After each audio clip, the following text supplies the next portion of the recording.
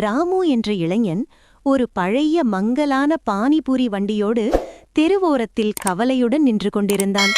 சுவையான பானிபூரி செய்தும் அவனது வண்டி பார்க்க அழகாக இல்லாததால் மக்கள் யாரும் அங்கு வரவில்லை.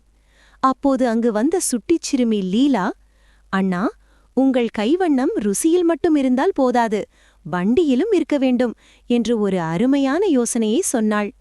அந்த வார்த்தைகளால் உற்சாகமான ராமு வர்ணக்கோப்பைகளை எடுத்து தனது வண்டிக்கு வானவில்லின் நிறங்களை தீட்டினான்.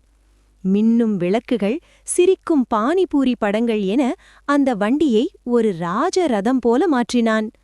அடுத்த நாள் அவன் தனது கமகமக்கும் புதினா தண்ணீரை ஊற்றி, "சூடான மொறுமொறு பானிபூரி" என்று குரல் கொடுத்தபோது அந்த வண்ணமயமான வண்டியைக் கண்டு மக்கள் கூட்டம் அலைமோதியது. ஒவ்வொரு பூரியையும் அவன் புன்னகையோடு வழங்க மக்கள் அதன் சுவையில் சொக்கிப் போய் மீண்டும் மீண்டும் தேடி வந்தனர். வெறும் பழைய இரும்பு வண்டி ராமுவின் கற்பனை திறனால் ஊரே போற்றும் ஒரு வெற்றிகரமான கடையாக மாறியது.